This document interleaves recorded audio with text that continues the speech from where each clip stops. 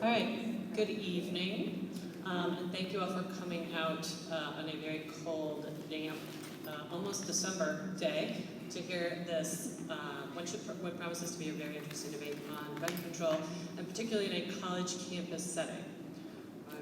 I'm Meg Karn, and I wear many hats at this institution. One is as a member of the Political Science Department, the Politics and Government Department, and one is working in the Office of the President. In that capacity, I've had the very good fortune to help with the sort of startup of the Center for Politics and People, which is partially responsible for this debate, in particular its Student Advisory Board. The center was created in 2014 to promote constructive political debate, analyze public policy, and foster the engagement of citizens with their government. And I think you're going to see all of those things in evidence here today. So that's great. I'm just going to introduce the panel and then talk a little bit about what you're going to be seeing, explain the format, and then we'll get started. So to my immediate right is Dylan Wilson, class of 2018, and he is a major in English and history. Wyatt McGillen as well, to my right, class of 2019, with majors in POGO, or Politics and Government, and History, and a minor in National Security. These gentlemen will be arguing in the affirmative of the resolution, which I'll read to you in a moment. On my left, arguing against the resolution, is Taylor Corcoran, class of 2018, with majors in Politics and Government and Religion, and a minor in National Security, and Nathan Fawcett, class of 2019, a major also in Politics and Government, with a minor in National Security. And our teams will be arguing for or against the following resolution.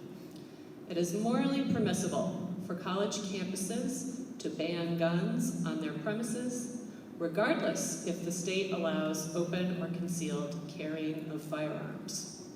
So what you're going to see here for the next roughly 40 minutes are a couple of introductory speeches that should last 4 minutes and no more, right? Our intrepid Rose Hogmeyer will be keeping strict time, so look to her panelists for how much time you have remaining. Opening statements, a questioning period, 2 additional opening statements, another questioning period, then we'll have 2 rounds of 2-minute rebuttals and summaries, if that makes sense, as well as 1 final questioning period. At the end of that, which again is about 40 minutes or so, we'll open the floor to those members of the audience who have questions for the panelists as well. And if you would please use the microphone that's located behind most of you in the center aisle. All right, I think that about covers it. Oh, I have been asked to make 2 program notes. One is that the center and its representatives reached out to diverse potential panelists, most particularly to women panelists, but none elected to participate. Second program note, which is more for the folks up here, if you would speak directly and closely into the mic so that our recorders can pick you up. All right, great. Thank you all again for coming, and without further ado, I will turn it over to our first affirmative. Okay. So to start off, I'd just like to thank Meg Karn for the introduction and for moderating the debate, and then want to say good luck to the other team. In this, it is a friendly debate, so I hope that we all enjoy ourselves. So to start off, I'm just going to read the resolution and then define how me and Delu fall on it. So the resolution is, it is morally permissible for college campuses to ban guns on their premises, regardless if the state allows open or concealed carrying of firearms. So the first note that I want to have on this is it's a question of morality and not legality. So when me and Drew are discussing this, we're going to talk about what is more morally permissible rather than going into depth on the legality of the issue, because that's not what's being called into question. So to start doing that, we're going to look at the actual effectiveness of guns on campus in order to stop their primary motive, which would be to be able to stop shooters and prevent future violence in its generation. So I'll start off by talking about how guns are actually pretty ineffective at stopping shooters in any way, shape, or form. So guns on campus are mainly designed in order to stop rampage shooters, the school shooters that you often hear about, so that people can be armed in case of an emergency to stop the threat. But what has actually been found, when you look at the statistics, is that this doesn't happen at all. Johns Hopkins University did a comprehensive study over 102,000 cases in which they looked at that, and what they found was that unarmed people were actually as effective, if not more effective, than people with guns in states of emergency like this, simply by throwing chairs, phones, and other equipment at the person in order to disarm and distract them. In addition, an FBI study of every armed shooting, these rampage shooters in 2015, of which there were 150, only one person was actually able to stop the shooting, and it was a trained Navy SEAL on leave from Iraq who was able to stop it. So what that tells us, first off, is the fact that actually having guns on campus to stop shooters is not the most effective method at all. It's ineffective at stopping these school shooters. But even more so than that, guns on campus actually makes the campus itself less safe. So when we look at this, if you actually look at the statistics, what they find is that when you allow guns on campus, and various states do allow this, you see a 10% hike in violent crime on average, which I think we can all agree is not a positive thing on campus at all. In addition, out of all the gun violence in the last 3 years, only 2% have actually been rampage shooters, these school shooters that we're all worried about within campuses. 48% of the violence, however, has been these intrapersonal conflicts, person v. person. So I get into a fight with someone, I'm having conflict, and I pull a gun on them and actually end up shooting them. That's what the majority of gun violence would come down to. And that's something that having guns on campus would only further perpetuate, this anger issue that actually leads to gun violence. Beyond even that, 30% of all gun violence on campus is actually just used in suicides. So having guns on campus actually harms campus in whole, not only on the violence, but also the risk of suicide in general. So to conclude, I just want to point out that there's actually better ways to stop all the issues that guns are supposed to prevent. And that's following what the Department of Homeland Security defines as the run, hide, and fight method. So what this basically entails is, if there's an active shooter, rather than worrying about shooting them with your own gun, what's better is to run away, hide, and if necessary, to fight while using unarmed tactics like throwing phones, throwing desks, and throwing other things if necessary, trying to disarm them, and that's actually more effective by the numbers than having guns would actually be. So on the resolution, is it morally permissible for college campuses to ban guns on their premises? We answer in the affirmative, yes, because it's a benefit both to making campus safer in every aspect, while at the same time not having any negatives of making campus unsafe. Are we ready? Thank you. Well, I'm Taylor Corcoran, in case we didn't establish that. I just want to keep it short and sweet. He covered the resolution already. Obviously, we're taking the opposing stance on the resolution.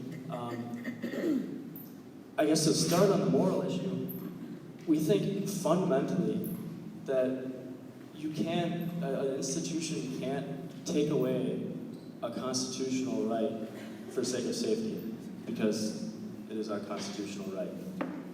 Also, to review the massive amount of statistics that we just got, I would like to throw another one out there.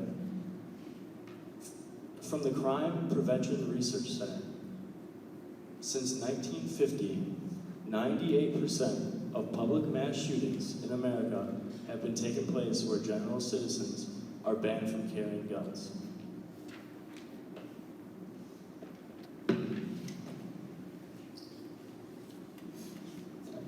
All right, now we have our first questioning period, which is 3 minutes, and I believe the first speakers are directed to engage with each other at this point.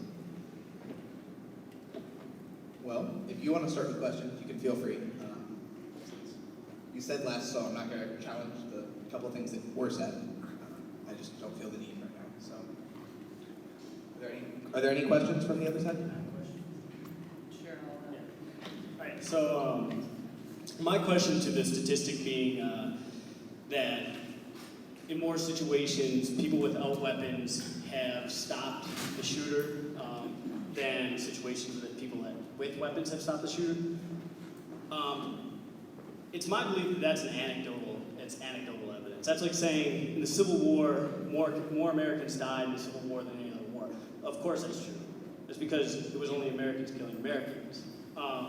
So to rebut that, it would be, I guess I'm asking, the statistic that you would need to use, don't you think that it would be more beneficial to use, say, in how many of those situations did somebody have a weapon available? That was out of the 150 cases in 2015. All 150 of those featured people that had weapons, and only one was deemed to actually be more effective than if they'd been unarmed in their response. So it's not anecdotal. That's 150 instances where people had guns, and one was actually deemed effective by the FBI. Okay, so in 150 cases, there were people that had a concealed weapon on them and that were available in that immediate area to stop them.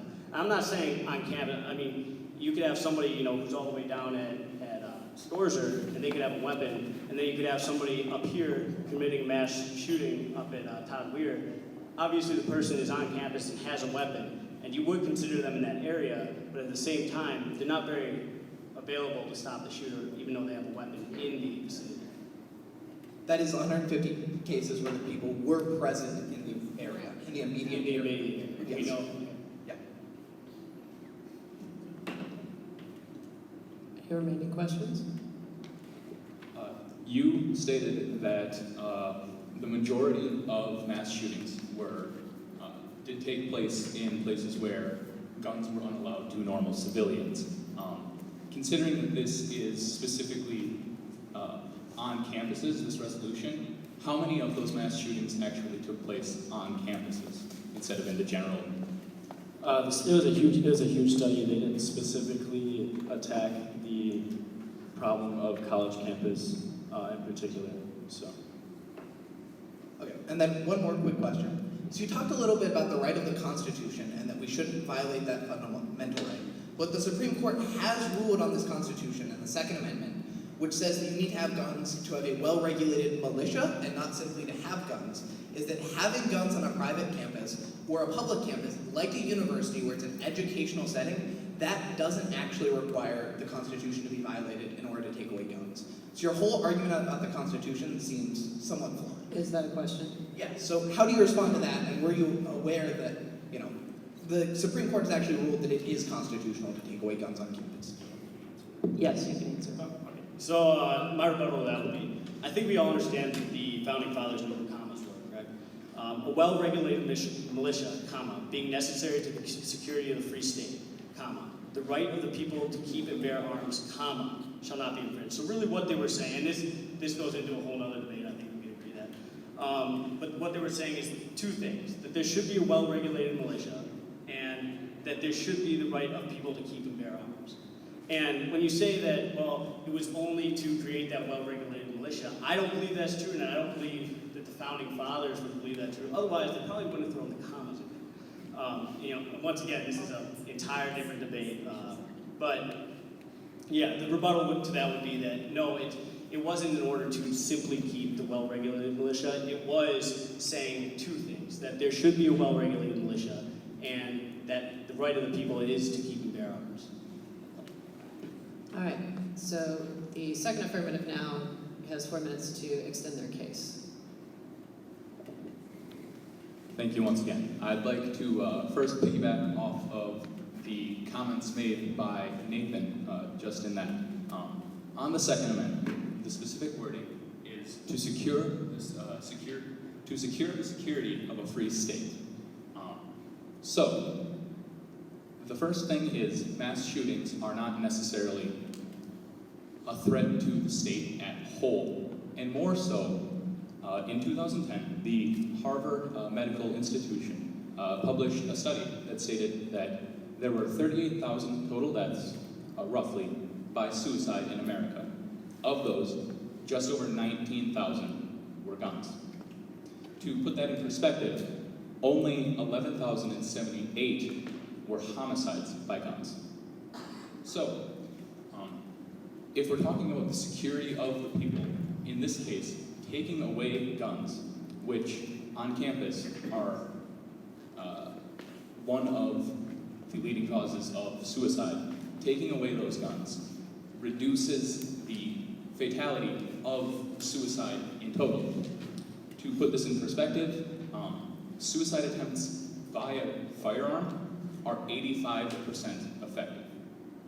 Suicide attempts by the next most popular method, which is overdosing, are 2% effective. So, taking away guns on campus, where college students are shown time and time again to be more at risk for suicidal thoughts and suicidal tendencies, it's morally permissible, and in fact, I think that taking away the guns in this case secures a free state more so than allowing them on campus. Now we turn to the second negative to extend their case. All right, so in response to the free state, and I'll address the suicide afterwards, I would definitely say that when someone, regardless of the amount of people killed or the person killed, when someone is killing another innocent civilian, that is hindering a free state. To say that one life is less than a mass shooting in a free state, I think that's morally corrupt to say that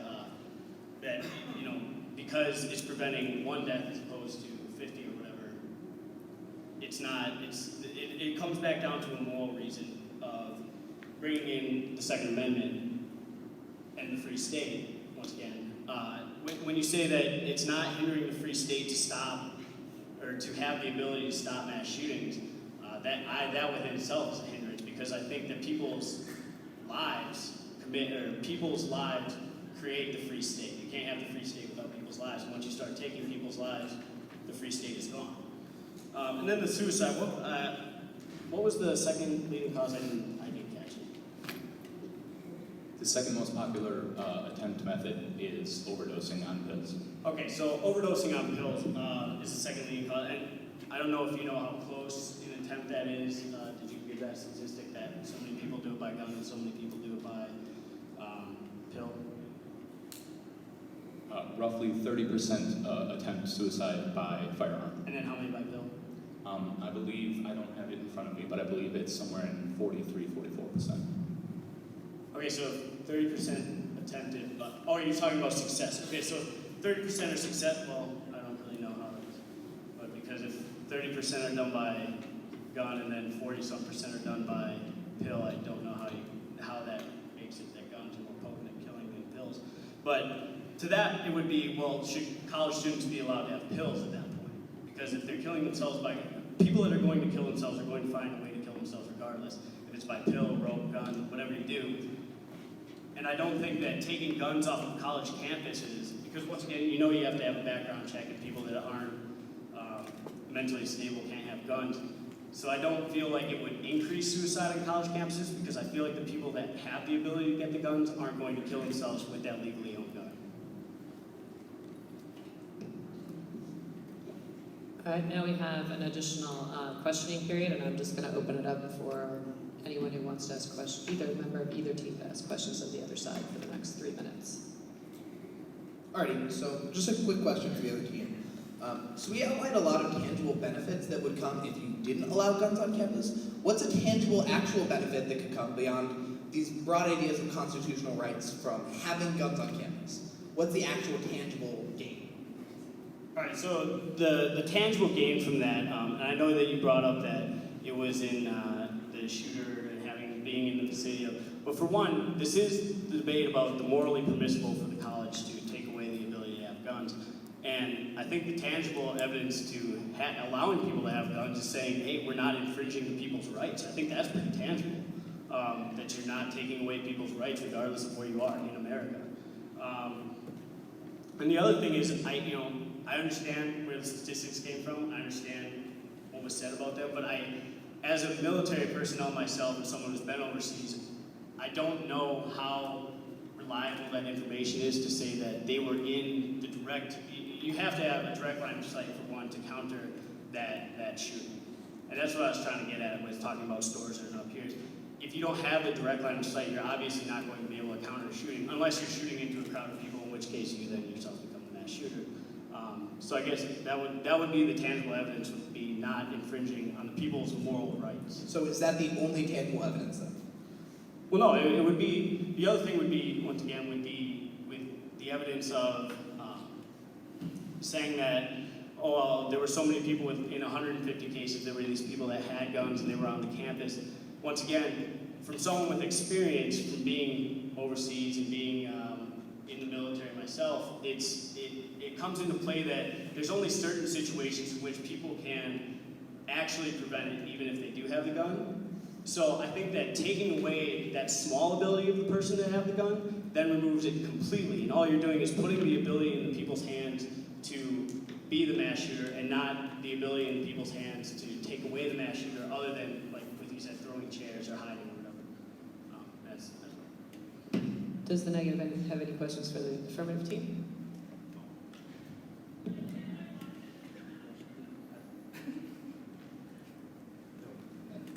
All right, so now we will turn back to the affirmative to give a 2-minute sort of summary rebuttal extension.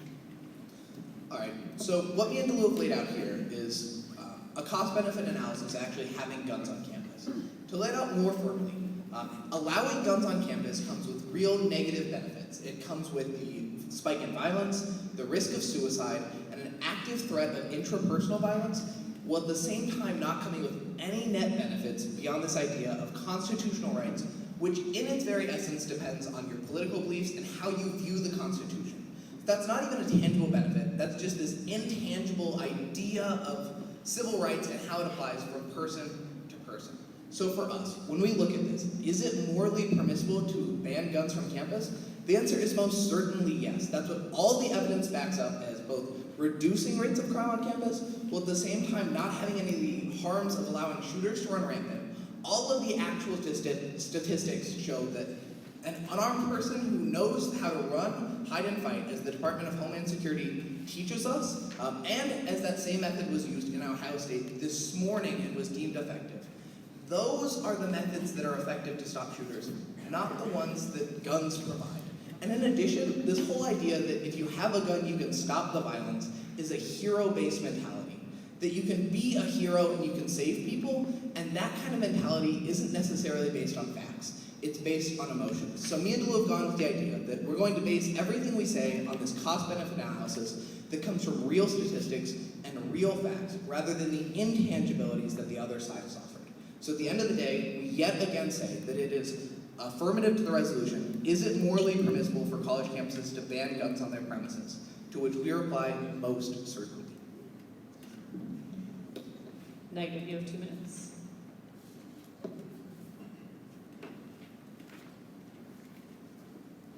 In reality, what the other side did was give a bunch of statistics and didn't actually argue the moral legitimacy of this debate. When a mass shooter goes out to look for an area to attack, they choose a place where they're going to find the least amount of confrontation. That's just how it is. James Holmes, the Dark Knight shooter, as some people might know him as, wrote in his personal diary when he was looking for a place to attack that he could attack an airport, he could attack multiple different places, but there's security at airports. He decided to attack a theater solely on purpose because there is no security and it was a gun-free zone. Thank you. Alrighty, unless I missed my guess, we have one final questioning period of an additional 3 minutes. I will open it to the negative first. Okay, so you talked about, in your summary, you said that there are negatives to having guns allowed on campus, and part of the reason was that the evidence says that people that have guns in situations don't stop mass shooters.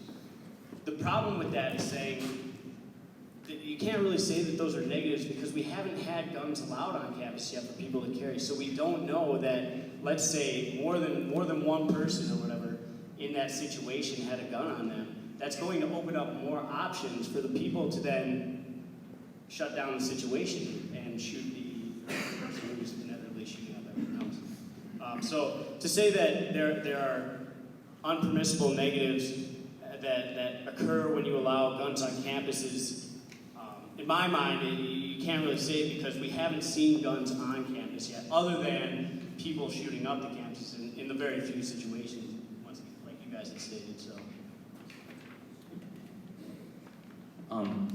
I would like to respond to that by repeating one of the first statistics that we gave, which is that guns on campus are currently allowed in 8 states, on campuses in 8 different states. And in those campuses, we have seen a 10% increase in violent crimes related to firearms.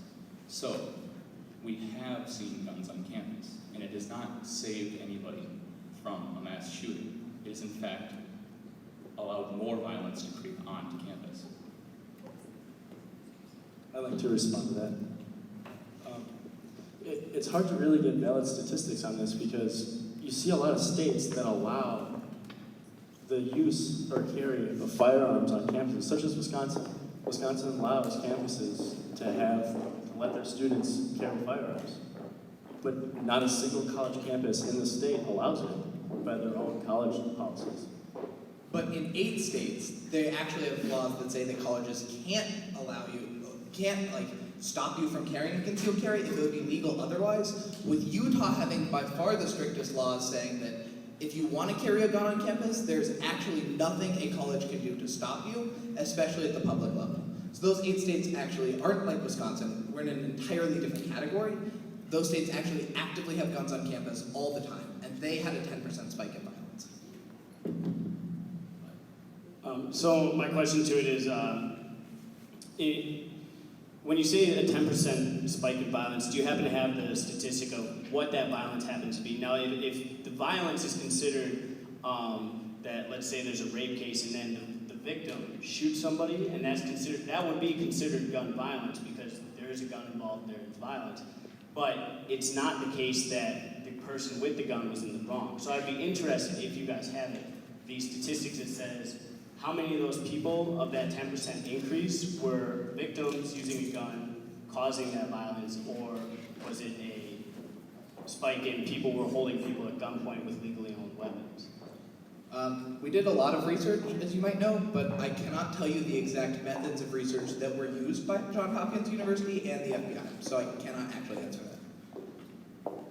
To expound on that a little bit, studies have shown that I think we're out of time at the moment, but you can return to it in your final address here. So, affirmative, you now have your 2 final minutes. So now you can decide what you want to all say. right, I will respond. Studies have shown that gun violence on campus, like Wyatt was saying earlier, there's a hero mentality where you believe that if you have a gun, you can stop something bad from happening. Instead, the opposite is true. Studies often show that when a person has a gun, they're far more likely to use it in a crime to assert power over someone else than for the victim to assert their power and their self-defense. For example, if we go back to the sexual assault hypothetical that Nathan proposed, rapists and sexual assaulters are far more likely to use guns against their victims than victims are to use guns against their attackers. So, we have laid out a well-researched and well-evidenced case that guns are morally permissible to be banned on campus. There are no benefits that come from it. And in fact, when a campus says you can't bring that into a building, they're not saying you can't own a gun. They're not saying you can't carry it in public spaces. They're saying that this is an educational facility where we don't have violence and we don't invite violence. We invite learning and peace. So, Is it morally permissible for a campus to ban guns? Yes. There are no tangible benefits to it. And finally, a negative. All right, so I believe this is the wrap-up portion of the debate, to which I would just say,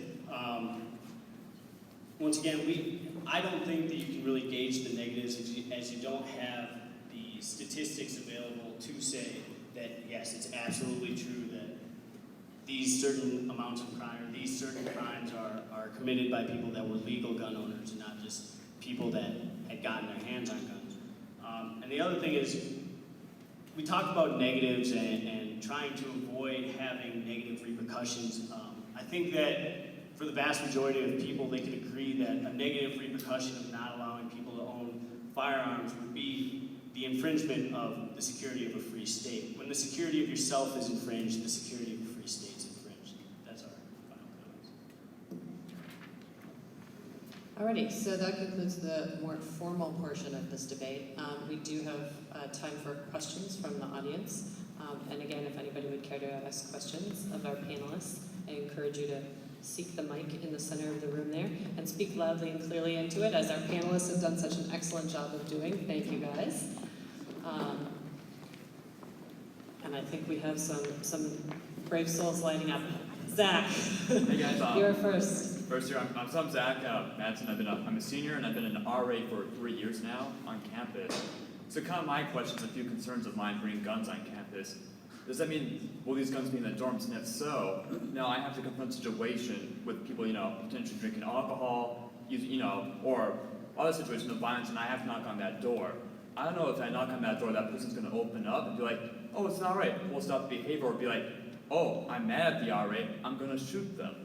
So my question more or less, is it morally permissible to bring guns on campus, bring them to dorms, and put student employees' lives at risk? Because it's my responsibility as an RA to confront these situations. And if you bring guns on campus, I'm afraid to do my job at that point. No, don't go away. Would you like to start with this? And then I'll give you affirmative an opportunity too. But go ahead. All right, so Zach, I just need to confirm, is there somebody on duty 24/7, right? There's a RA or a hall director on duty 24/7? Well, not necessarily 24/7. So basically, as an RA, you go on duty at 7 o'clock. Hall director's going to do it at 6 o'clock. So I'm on duty from 7 p.m. to 7 a.m. I go on 3 different rounds, 4 rounds on the weekends. If you call the phone, I have to go on there. If my resident knocks on my door, I got to confront the situation regardless if I'm on duty that night. Okay, yeah, I just had to confirm it. Okay, so at a phone call, assuming a phone call, you have to be somewhere at a certain time. And we had actually talked about this before the debate, is what the resolution would be that guns are not permitted in student residence halls. Because I think everyone can agree that guns and alcohol don't mix. I mean, that's why you can't conceal carry. Well, you can in a bar, you just can't drink. That's why you can't drink with a concealed carry. No one's trying to argue that. But what we are saying is, so our rebuttal to that would be, with the RA office or wherever the main RA office is or whatever it is, you would have essentially a safe, and the person that owns the gun would pay a rent or whatever to use this safe. And at a given time, they could call the RA or somebody who's on duty or whoever works in that office, and they could come. The RA or person would say, okay, you're not obviously intoxicated or whatever. You can get your weapon out, and then you can carry it. And once again, it wouldn't be allowed within student residence halls. So you wouldn't be able to say, well, I'm gonna just take this back to my room for the night. No, that's not permissible. At that point, you've destroyed your legitimacy and your credibility. We're saying it should be able. Because if you lock your door at night, I think you're pretty all right. Like you lock your door, no one's gonna burst into your room at Ripon College and say, well, now you're screwed because you don't have your gun with you. I think there's not many statistics that'll say that's going to happen. But once again, what we were arguing and what we're talking about is saying that there should be a way for students to, if they have the ability to, they pass the background checks, they have their concealed carry, everything that goes with that, they should be allowed to pay that rent for a safe or whatever, and then only you guys who run the residence halls would allow them to get that gun out. And let's say that they are caught or somebody sees them in that residence hall, because I think that the vast majority of Ripon College students are morally righteous. They're willing to say, hey, this guy has a gun in his room. At that point, it becomes an issue, and you say, okay, you're no longer allowed to have your gun on campus because you, once again, destroyed your credibility. So if that, I think that sums it up for you. Yeah, I don't think very much about answering that, but just like clarification too. Once again, I mean, this is arguing logistics at this point, but the RA offices are in the res halls as well, actually. Yeah. But so. Yeah. So and I think they're at the bottom and right in the center, right? So I think that when you say, okay, you're not allowed to have them in the residence halls, that doesn't mean, oh, you can't go to the safe room that's within this RA residence hall. That's, you know, you get to a little bit of gray area. It's saying you can't have them within your rooms. You can't go walking around Johnson Hall with your pistol out, you know? Affirmative, did you have anything you wanted to say speak to this question? I think Nathan summed up why we shouldn't allow guns in residence halls perfectly, and I'd like to reiterate something he said right at the beginning. Guns and alcohol don't mix. Ripon College allows alcohol to those who are of age. And I'm sure no one who's underage at Ripon College is imbibing alcohol at all in the dorms, or anywhere else for that matter. All right, thank you, Zach. Thank you very much, guys. Hello, everybody. I'm Willie Pennerman. I'm a junior here at Ripon College. I guess my question more pertains to certainly not everyone should be able to have a firearm on campus. That's just common sense. There are those who are more qualified than others. At Ripon College especially, there are those who do serve in the armed forces, as well as we do have quite a few members of the ROTC program here. There are individuals here who do have extensive training with firearms and do know how to safely handle them, and they can act professionally with them, and they've proven that in a number of ways. For example, I've had active shooter training through my AAT when I was at Fort Leonard. So I know how to safely and effectively handle an active shooter situation. Wouldn't it make sense for those individuals who are qualified at a professional level to be able to safely carry a firearm? Because effectively, when there's an active shooter situation, what are you going to do? You're going to call the authorities. You're going to call 911 or the police who are going to come in with their firearms. Wouldn't it make more sense to have someone who knows how to safely operate a firearm already on the scene? Couldn't that potentially save lives? I think that's primarily you. All right, so with this one, what we just want to point out is that, yes, some people can have the active shooter training that would enable them, but by and large, allowing guns on campus at all and making small exceptions for really the exceptions to the student body like Willie, as opposed to the normal ROTC people who haven't had active shooter training or anyone else seems a little hypocritical. The fact that you could allow only several people on campus, just a handful of students but not anyone else to have guns in the scenario that they could stop an active shooter, when the statistics show that unarmed people are almost as effective 100% of the time, you know, it just seems to us like it's better just not to allow guns on campus at all. And even if these people have active shooter training, allowing guns still increases the risk of intrapersonal violence as well as suicide within people that can have issues. And so we just believe that guns should not be on campus to any degree, even by those who are qualified to have them. In addition to this, Willie, I believe you would attest to one of the most notorious and worst problems that has occurred throughout history has been this thing called friendly fire. So, how does every story of a mass shooting at a campus end with police taking down the suspect? When we're talking about the first thing you do in a mass shooting incident is you call the authorities. If suddenly you're telling the authorities that they need to take an extra 20 minutes to study each and every person on campus who's allowed to carry a gun and learn their face so that when they enter that situation and see that person attempting to subdue the perpetrator, that just reduces response time immensely and creates confusion and terror amongst the people. Because if you hear gunshots, you're not going to recognize, oh, that's a 22 caliber handgun over in West and not Willie's 22 long rifle here over in Todd Weir. You're just going to run.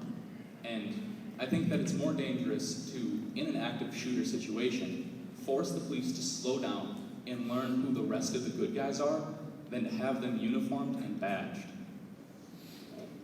Okay, thank you. We have Can you- another question, Can you respond to that question, briefly? please? Sorry. Just trying to make sure everybody has the time to speak. No, I just wanted to respond to what Willie said. Because he specifically was talking about people carrying who are licensed and professional in the manner. In reality, I think if you allowed conceal and carry on campus like this, first of all, you have to be 21, so that takes out half of the campus. And also, you have to be licensed, pass background check and all that. And the reality is, it would be a small group of people that would actually carry in the first place on this campus. So I don't think it would be an issue if you walk into the campus and everyone's got a gun on them, because I think there's a very small amount of people that would actually carry on a daily basis. Okay, Hi, I'm Harley Mitchellly, junior, politics major, philosophy minor. I have a question directed toward the affirmative side. I think you fail to understand the grasp of what the negative side is actually proposing with their disagreement with the Constitution. You are asking me to shed a potential right at the door of the college when I enter. You do realize that this may constitute a greater moral hazard.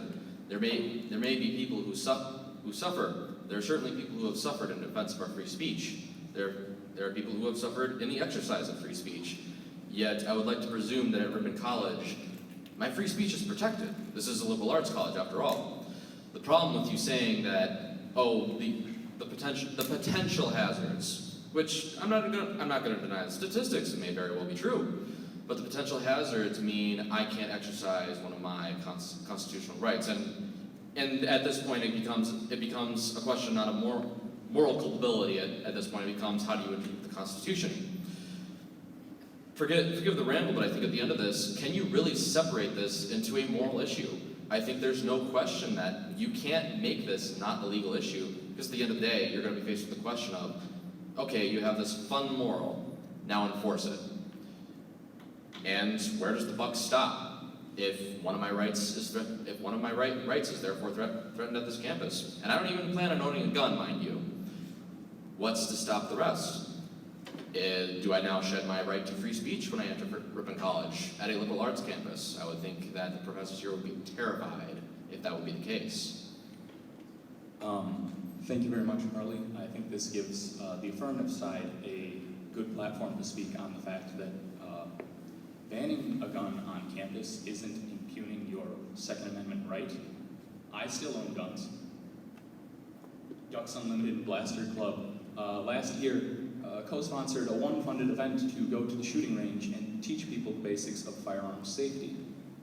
ROTC is still allowed to drill and learn on campus. So saying you can't have a gun here isn't saying you can't have a gun, period. It's not impugning on your right to bear arms. It's saying don't bring an instrument of possible death into an educational facility. So I can't have a knife? I mean, I'm sorry, forgive the quip, something I usually find, but the right to bear arms is the right to bear arms, sir. It does not say the right to bear arms only in these specific locations. I'm gonna I'm sorry. I have a bad habit of doing that. I cut apologize. this off only in the interest of time, and because there are people behind you, we can certainly continue to discuss this matter. I also want to redirect a little bit, if we could, towards, again, the issue of guns on college campuses and the moral benefits thereof, slightly away from the merits of the Second Amendment more broadly, if I would. You could clarify, yes. About the drilling on ROTC drilling, we don't actually have weapons with firing pins in them. I know you guys see us around campus with we call them rubber ducks. They're just fake M16s. We don't have actual weapons, and we're not allowed to shoot them. I just wanted to clarify that. I know that's a common misunderstanding. Thank you. My name is David Sacrison. I'm on faculty here in the business department. A couple of things. There's a recent study, 2014, that says right to carry laws are associated with substantially higher rates of aggravated assault, robbery, rape, and murder. At the city level, there is no evidence that right to carry laws reduce rates of violent crime, and a shall issue law, one that says anybody who wants a permit can have one, shall issue law may be associated with increased firearm homicide rates. I'd like to point out to the con side that military organizations, police organizations, and the FBI have all stated categorically that untrained civilians carrying weapons in a mass shooter situation are far more likely to be killed themselves or to kill innocent bystanders. That police organizations train constantly for these kinds of situations and still make mistakes. And that an untrained civilian is going to be a hazard. You mentioned anecdotal evidence, which, by the way, you seem to rely on. Yeah, anecdotal evidence I would suggest is the recent shooting in Texas, in which the crowd was loaded with open carry advocates carrying large weapons, and there was still a mass shooting incident. And the police stated after that incident that the fact that there were so many weapons in that crowd made it very, very difficult for them to identify who was the good guy and who was the bad guy, and they spent hours chasing down people who had nothing to do with the shooting. So I would suggest that in your suggestion that somehow this makes us safer, that the law enforcement agencies, local, state, and national level would all disagree with you.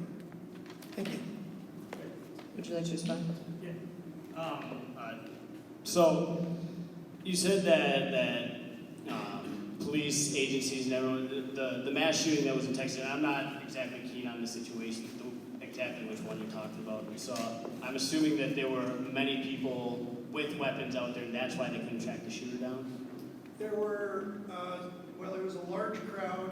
I think it was a Black Lives Matter rally.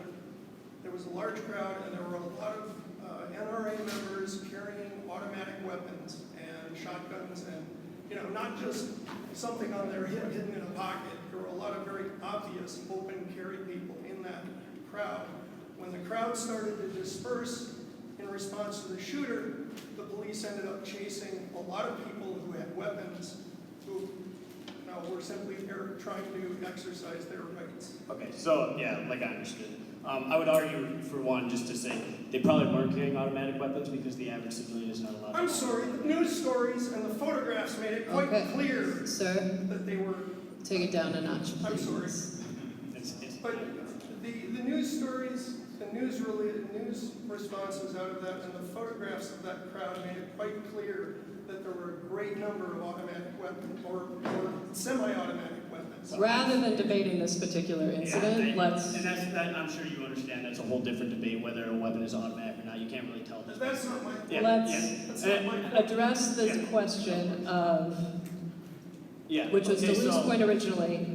How do you respond to this point that police are often confused? So I would argue that in that situation, I think there's a clear, from my experience, when you're looking at a situation that somebody's shooting at somebody else, when you have civilians that have weapons mixed in, just as I've seen on deployment, you have civilians that legally own weapons, and you have civilians that use weapons against American forces, and that's illegal. The standard that we set.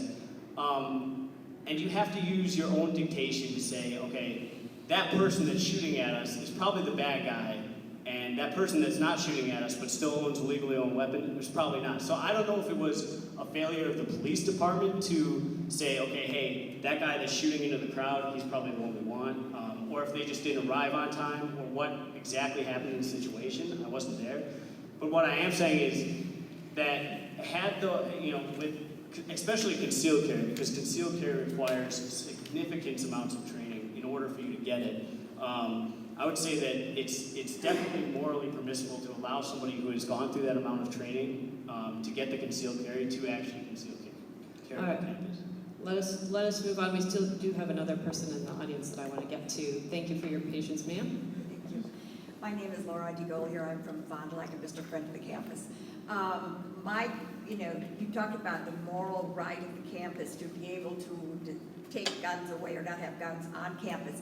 And I would like to cite for you the case of the U.S. government, which has made that decision about all military bases and recruitment offices, that there are no guns allowed in any of those places. They are all locked up, and they're not allowed. So there is a moral standard that says it is the right of a enclosed campus or, to make that kind of decision. And I wonder if you have any comment on that.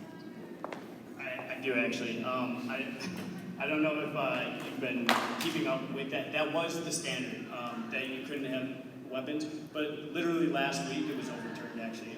Now all military personnel are allowed to conceal carry within their post confinements.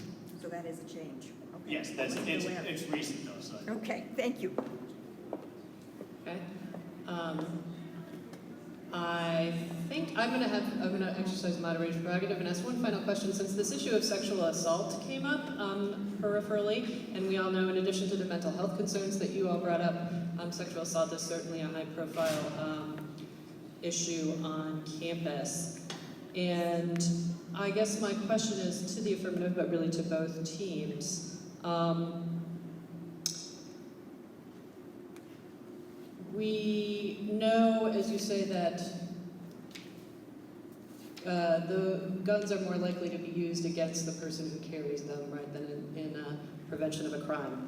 I'm wondering, though, that's a tangible benefit, as you say, but I'm wondering, too, if there aren't intangible benefits for example, a young woman on campus to carry a gun, to know that, oh, well, in the event of potential sexual assault kind of scenario, this could protect me. And if there's a deterrent value for gentlemen on campus who might be concerned, well, I'm not going to go there because she might be carrying concealed or whatever it is. So I think, for us at least, the obvious alternative to carrying a gun like that is carrying pepper spray. And that if a young woman, which I can't speak to being, obviously, because I am a young man, but for me to consider it would be that, at least if you're walking and you have pepper spray, you have that same feeling of, you have some form of protection on you. And pepper spray allows them to feel protected while at the same time not having to carry a gun, which would also require them, as the negative teams already say, to be 21, be through extensive training, and would only be a very small handful of people on campus.